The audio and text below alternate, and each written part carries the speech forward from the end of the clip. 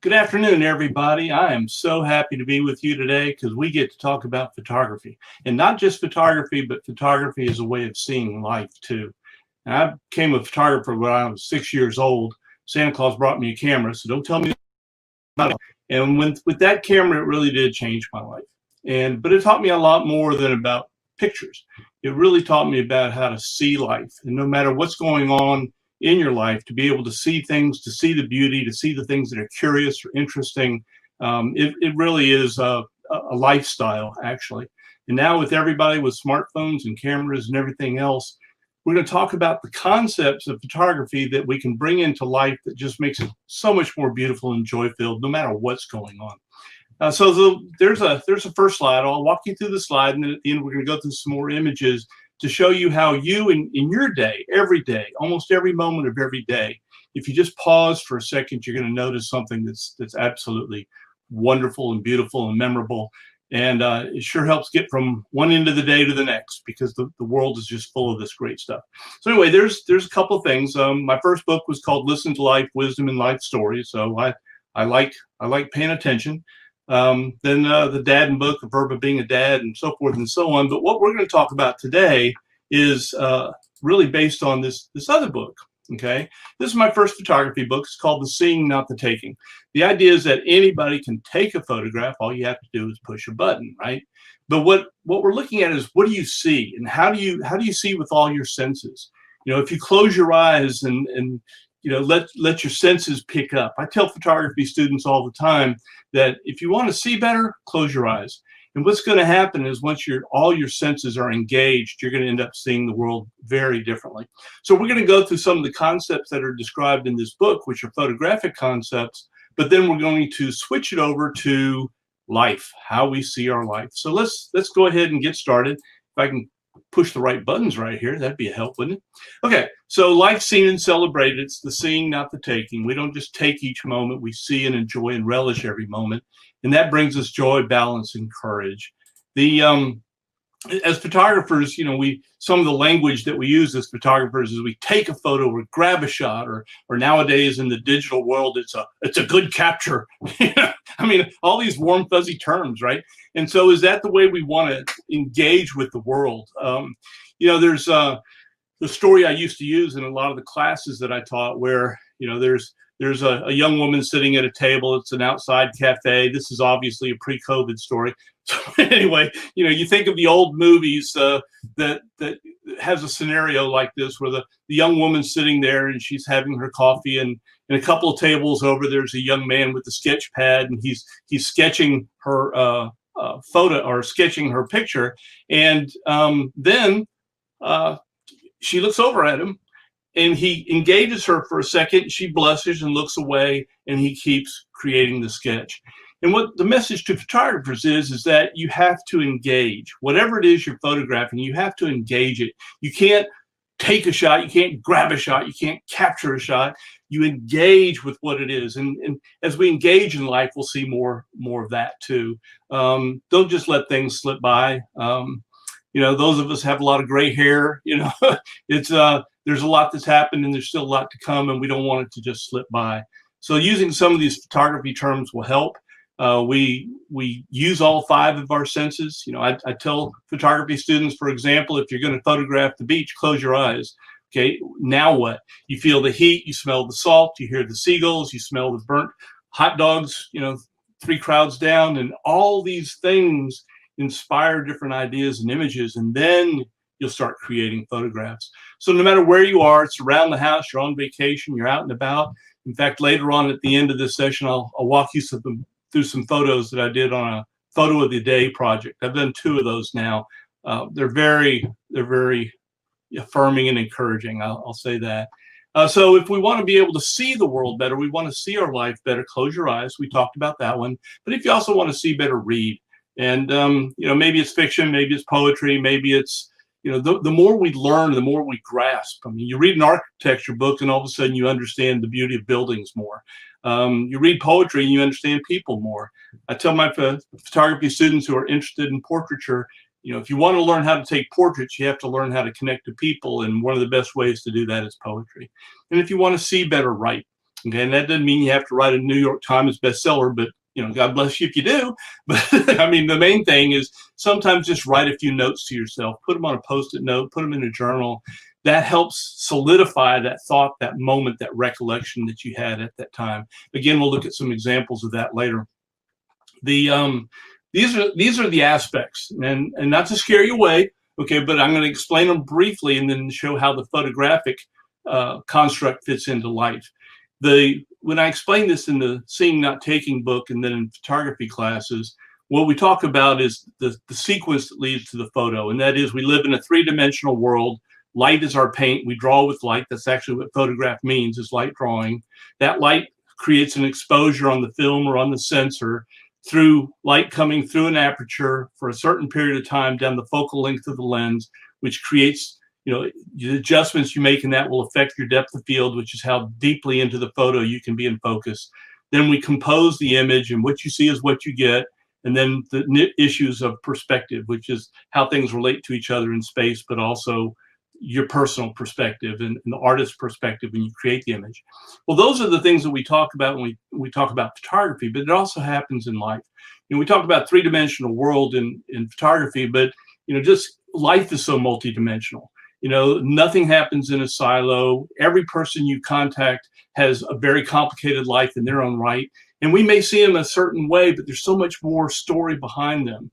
We may see a plant and don't really fully appreciate what it takes for that plant to create a flower, that it's going to fade by noon, or there's so many dimensions in life and people and nature, and every moment has got so many facets, and we can only scratch the surface. It's almost like the allegory in the den, right, where the perception of reality is based on the shadows on the wall of the cave.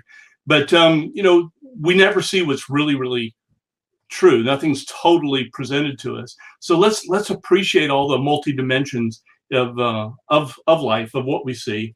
Light illuminates, it shapes and creates. Then we start to notice light and how it affects how it appears on the clothes we wear and the building, or favorite flowers that you have in your house.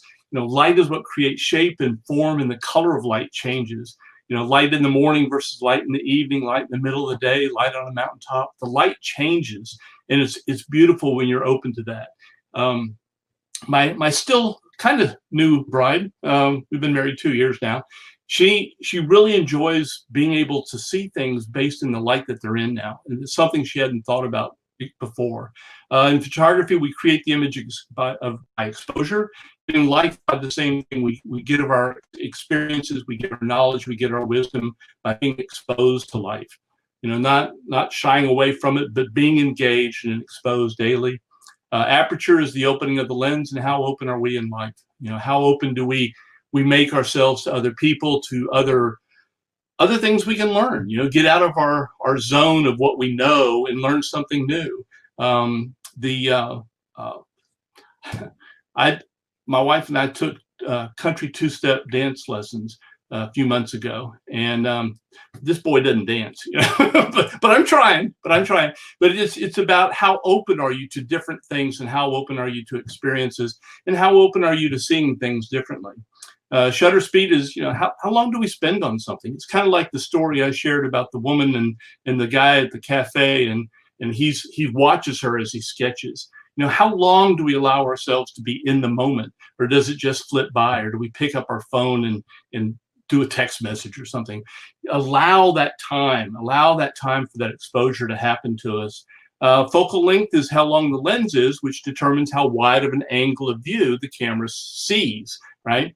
And so we think about that in our lives too, of how wide of a view are we looking at things, or are we looking in a macro term, using a photography term? Are we looking just really close up? So and there's time and a place for all of that. Sometimes we want to look at things and appreciate the intricacy. Maybe it's you'll see a photo later of my Aunt Eleanor and her wrinkles, and God bless her, she's gone now, and she had Alzheimer's, but I love those wrinkles. Those are the ones I remember. Well, those are details, but also you can stand back and create a wider view of the world and understand its enormity and it's incredible. We can have awe for it just by changing the angle of view of how we look at life or look at the moment that we're in. Depth of field is a combination of different forces, factors in photography. But for this construct, what we're looking at is, how deeply into the scene, how deeply into the moment are we going to look into it? There's times for us to literally or figuratively be deep about something, think deeply about something. And there's other times where, we just don't need to take things so seriously. It can be a little more superficial. So with the depth of field concept, what we're looking at is what do we focus on, and how deeply are we looking at that? Composition is how we put things together.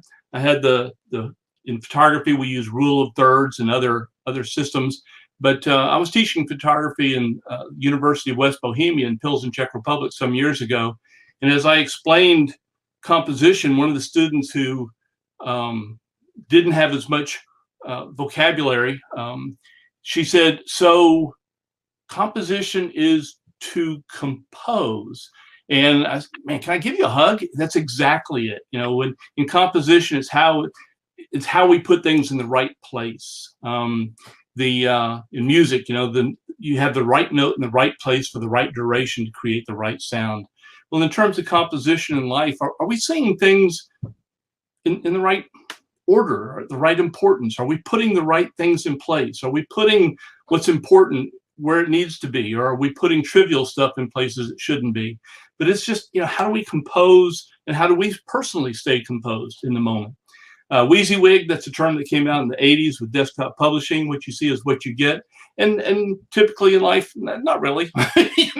We see something and we worry about it, or we stress over it, or we interpret it one way, and it's not exactly as we thought it was. And that's okay. Welcome to the human race, right? And then the other one is perspective. And by definition, perspective is how things relate to each other in space.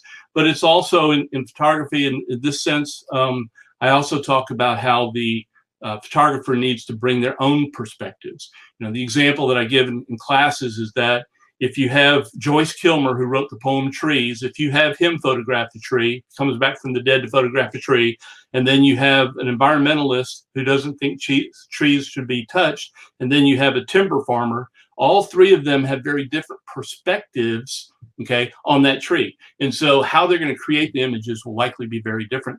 But there's also probably a lot of overlap that people might not expect.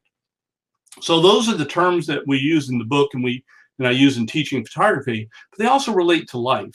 Okay, it's it really makes life more abundant, shall we say, and we notice it more. I think this is I shared this quote in the book and in other classes, and it says, one of the most beautiful plains I ever saw, open and beautifully diversified, with hills and valleys all presenting themselves to the river, covered with grass and a few scattering trees, a handsome creek meandering through this place. And so I asked students, what do you notice? And everybody says, well, you can't spell, you can't space, and no punctuation. And yeah, okay, fine. But one time I had a student who got it right, and she said, it's how the author felt in that moment. Okay, and that's exactly it. This comes from Lewis and Clark's journals. And when you look at this, you realize how awestruck the author was. I don't know whether it was Lewis or Clark, it doesn't matter at this point, but clearly he was awestruck. And so the question is, do we allow ourselves to be awestruck? We can access beautiful imagery, beautiful scenery, pull it up on the computer anytime. And so we grow numb to light. That light, hang on just a second, that's just driving me nuts. Okay, I'm back. So this is real, right? So the sense of beauty, the sense of awe for the moment is an important thing. It's something that if in the moment we can look at with awe at the table, and how maybe it's an old heirloom table in our house, and we look at that and think, wow, somebody made this 125 years ago. Or you look at somebody's eyes, and you're in awe for how they look back at you, or just being open to awe. Real short version of the story around this. I had a student that recognized what this was about, and as we talked about it and kind of deconstructed this paragraph to put it in photographic terms, she started to cry. After the meeting, she said, she shared with me, she said, I apologize. I said, you don't owe me an apology. But what she went on to say is that she writes like that now, even though she used to be a great writer. But she had a car wreck and severe brain injuries. They thought she'd never get out of the hospital. Well, she survived. she's in constant pain, but she writes like that now, and people disregard what she has to say. And as she wept, she said, photography is now my voice. So everybody wants a voice, everybody does, and photography might help you have that voice as you go through the life that you have. Lewis and Clark had awe, Edward Weston had awe, Walt Whitman had awe. That's a photographer and a writer I'm very fond of, photographer and poet. So do we allow ourselves to have awe in the moment? I think it serves us well to have awe for the people around us, for textures, for colors, for furniture, for everything. Just pause for a minute and go, wow, how did that come to be? I looked out at my cabbage plants today and went, wow, how did that little seed become that really cool, plant with these crazy leaves and all these textures on it? Have some awe in life. It'll take you a long way.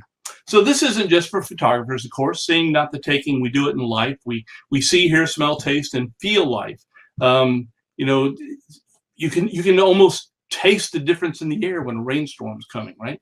And so everything, get all the senses engaged. It's not just seeing. And then we apply it to the different moments in our life. We're going to walk through some of some photographs, and then to a gallery of the type of imagery I'm talking about, the photo of the day project that I did. And if you go to my website, you're going to see that there's another gallery like that too. But again, just using photography and writing and seeing life differently as we face challenges, because we'll always have challenges. From the beginning of time to the end of time, we will face challenges, and we have to find ways to deal with them and cope with them and grapple with them and still find the joy and beauty in life. So here's did it again. Okay, so here's a photo. This was they're going to be their last baby, and so we wanted to do some photographs that were more celebratory instead of mama just holding baby, but kind of celebrating this child. And this is one of my favorite photos from that shoot many years ago. But again, it's just that moment, and we see that every day when we're around parents and kids, and they're picking up the little one, and they're enjoying the child, and those are wonderful moments to have a little awe for it and preserve them. Or when I show this to students, I say, hey guys, what do you think is the most important part of this? I said, the women already know, but guys, what's the most important part of it? And it's where the fingers are touching, that little connection that says, I'm right here with you. It's so important. Those are the things that we notice. Those are the things that we feel. This is just a fun shot. I was out in Chicago, her shoes and Mickey's shoes. This is a Disney store. Just having fun, just noticing things. And actually, I was out taking these photos because I was at a professional conference that was absolutely horrific. I was steaming mad at one of the presentations. So I went out with my camera and thought I'd be able to calm myself down, and I did. But part of it was just having fun, stuff like this, noticing things. We had Veterans Day yesterday, and I guess a couple days ago when this airs. But just a solitary moment, paying attention. Just notice the colors, the textures, the solitude, the feeling there. No matter where you are, there's different feelings associated with that place. This is in Galveston. This is from many years ago, and I was staying at a hotel just trying to get my head around some things that were happening in life. It was a bumpy time for this old boy. And so I looked out and I saw the sunset, and I saw the birds, and I saw the waves, and I went, it's going to be okay. Life goes on. Well, I showed this photograph to my son, who was at the time was big into surfing, and he looked at that photograph. He said, I love this photo, Dad. And I thought, and he said, but I know exactly where you were because I can see the form of the waves. And he said, you know why surfers hate those waves? And he went on to explain what he saw as a surfer. And so the message in the photography class is about this, is that as people, as artists, as creatives, as photographers, as writers, we bring to our creativity the life we've had, the values we hold, and the beliefs we have, and the experiences we've had. Well, that's the same way people look at the images. So I created this image with a sense of peace, in a turbulent time, he looked at his young surfer and said, "Man, those waves are terrible." So, I mean, so again, it's multidimensional. Nothing is as exactly as it seems, but we bring ourselves out, when we create, and then other people will look at it by bringing themselves as they look at it.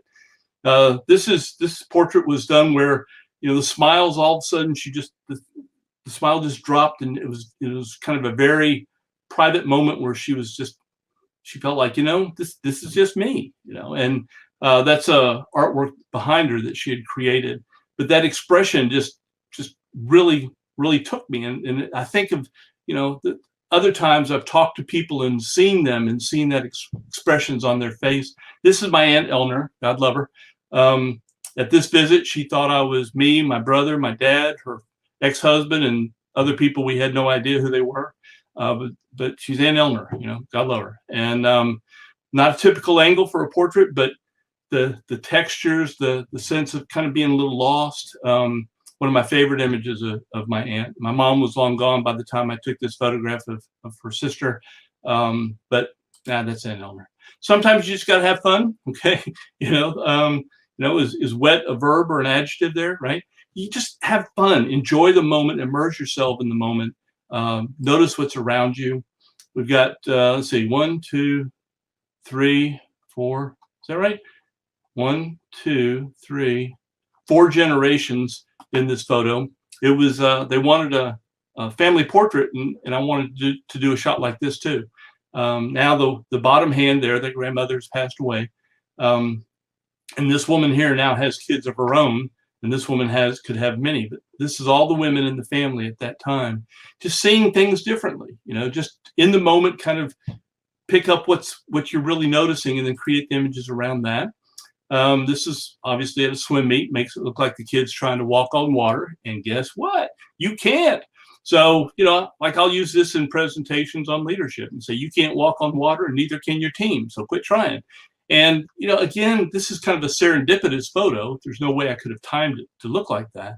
But by being open to the moment and being really immersed in it and just enjoying the moment. It's not about taking the moment. It's being in the moment, creating the images, having a grand old time.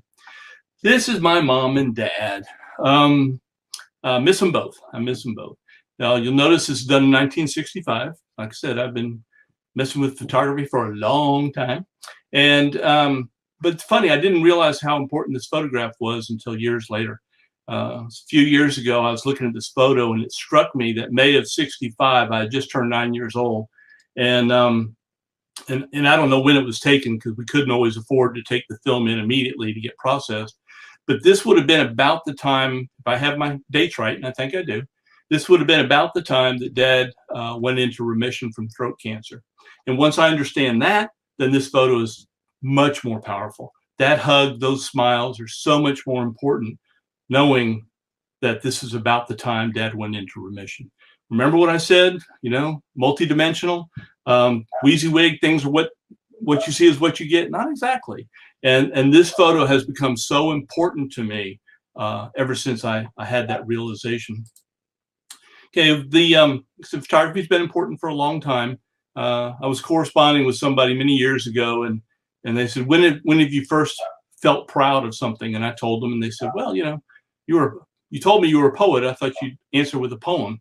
So in about 15 minutes, I wrote this poem. It said, wrapped in clothes covered so no one could see was a very special present under the '62 Christmas tree. The family didn't see it when I opened the wrap or pulled the camera out or grabbed the camera strap. No one saw the real gift that came Christmas Day to the 6-year-old child who saw things his own way. The gift came weeks later when the photographs arrived. That's what I saw, I said then. And since then, I've been alive. Like I said, photography is not just taking photographs for me. It is a lifestyle. And I encourage you to learn from that as well and to be part of that. Now, I'm gonna switch over. So you're gonna lose me for a second because I got to stop the screen, switch over, and come back. But I want to walk you through my photo of the day project, the most recent one, which was 2019, just to let you kind of get a sense of how this can become part of your life and how it can enrich your life and help you see things no matter what. I had another photo project called Still Life. So no matter what happens, no matter what's going on, there is always still life. So hang on, we're going to try this. I think we can make this work. Well, hi again, everybody. Pardon the technological hitches, but I think we got it all worked out here. This is a project called A Beautiful Life 2019. And yes, I know how to spell beautiful. It was spelled this way on purpose. Life is full of beauty. And this is one photo every day of something that caught my attention, something that made me pause. And this is in reverse order because the photos are loaded in sequence. So this photo here was taken on December 31st.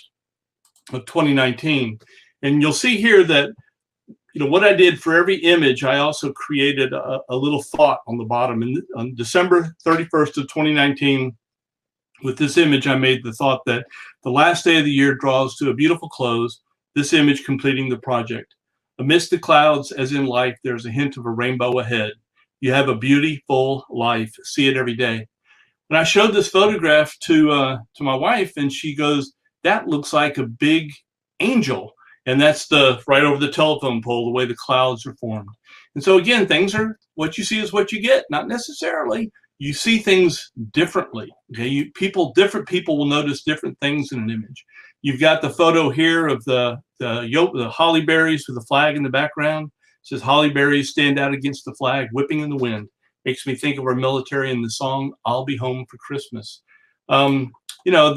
As we scroll through, I'll just go kind of slow so you can see some of them. I'm not trying to get a Guggenheim Art Fellowship with this. I'm just enjoying the moments in life. This is an old table, washboard table that was my dad's. This thing's probably 100 years old, and just the textures of it, they move me. We've got trees, we've got the flags. There's so much in life that we notice. This was taken just about a year ago. This basil plant that has kind of going to seed now. It's taken November 14th, almost a year ago. But as we go through and we notice things, they remind us of beauty. They remind us of different things that happened that day. So I'll just go through while I'm chatting here. But enjoy the moment, look at the moment, see things differently, notice the light, notice life. It's some things are memories, like this photograph right here was from my wife's my first anniversary, and the yellow rose and the marriage license in the background. We all have different stories, we have different things that mean stuff to us. Tire swings, I love tire swings. That's for my granddaughter, my little slice of heaven I call Walden. Different shapes and how light works off of them. Lightning, gotta love lightning. So life is full of these moments, these opportunities to see and notice. Keep in mind those photographic concepts that we talked about earlier, and let yourself get close. Enjoy the moment, like the artist with the sketch pad. Enjoy the moment. Close your eyes. Feel with all your senses. And you'll start to really pick up on more things in life. Sometimes when you have a challenging period, sometimes just get out of the house and walk around for 10 minutes, and you'll notice plants, or you'll notice little flowers growing in the yard or in the garden next to you. Here it says the breeze blows the flowers into and out of a small area where the sun penetrates the shade created by overhead trees. Its flirt with light draws attention to its beauty. Okay, I'm getting close on time here, so I'm going to go through these fairly quickly. You can find this site and check it out. It's at the poetvision.com site in the gallery section. But there's so much to enjoy and appreciate and have all for in life. And using photography and see things instead of just taking in life will helpfully. It'll make you happier, make you more joyful, more appreciative. It's a great thing, and I hope this helps. Whether it's your smartphone or you think the photographic capabilities of a smartphone are about 1,000,000 times more than some of the great fathers of contemporary photography, 50, 60 years ago. So no excuses, no excuses at all. Okay, so we're going to stop that screen, and then I'm going to come back.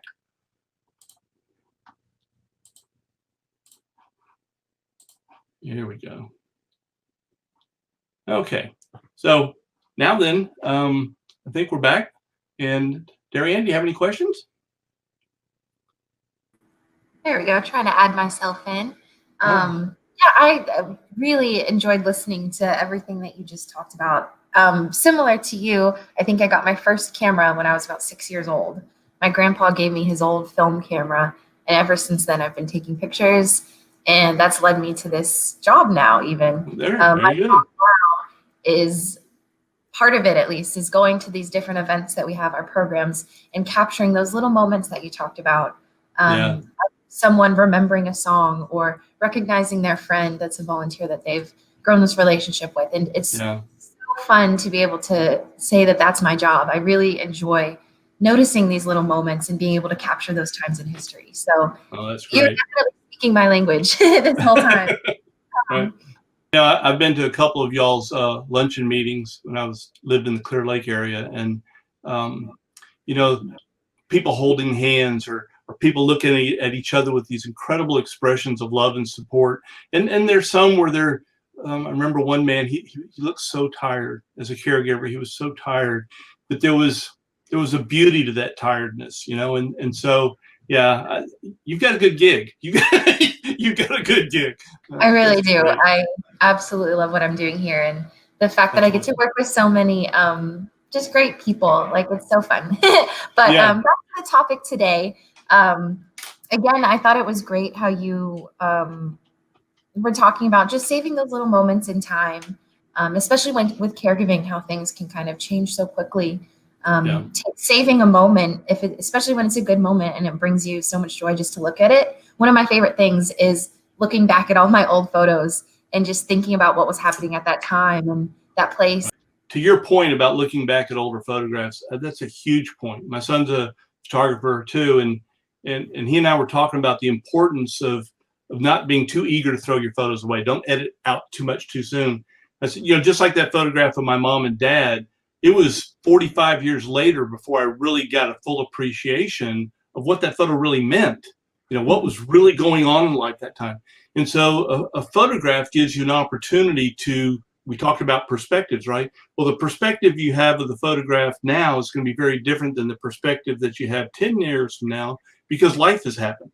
And so, I applaud you for doing that. I would challenge caregivers too sometimes to look at old photographs as well as current photos and say, this is the world and the people I love. And keeping them, that time perspective, you're doing a good thing there. It's a very rewarding exercise. I guess if there's any other last thoughts that you have, we'll probably wrap it up. Okay. I'll put your contact information up one more time just so everyone can be sure to visit. He has a couple of websites. So there's this website, and then the other one is poetvision.com. When you scroll down the home page of the Dion McInnis page, you'll find a little widget area that says my life as a photographer. If you click that, that'll take you to the photography page. But I tell people that I was a photographer at 6, a writer at 12, and a poet since birth. And they really have gotten me through times, and we all have our up and down times. And photography and writing have been the things that have always been able to anchor me no matter what's going on. And so I think particularly for caregivers, I've done some workshops for y'all before on, based on lifelines, and that sometimes we get lost and we feel like our identity changes, that now our entire identity is that of caregiver, but you're still that creative person that's still in there. And the writing and photography helps bring that out. It helps you notice things that inspires others. You might see take a photograph of bell pepper or something that reminds you of a recipe your grandmother had or something. So it all keeps things going. So I could keep going for a couple hours. But anyway, don't start it and don't stop. It helps you. When you're looking through a viewfinder, okay, the rest of the world goes away. Okay, and that's a very powerful effect. All the distractions, all the things that are bothering you or whatever, they go away because you're literally looking through this little space. And when you're looking through that little space and you're focusing on what you see, all this other stuff disappears. And that is powerful. Yeah. And I think we'll leave it with that. It's a great way to leave it on. Okay. Thank you so much for taking the time and sharing with us. And It was so wonderful to hear you speak. Thank you. And again, everyone, if you want to connect with him, there's his contact information. And as always, we would love to hear from you at Care Partners as well. So we'll be back again soon with some more. Keep up the great work, Care Partners.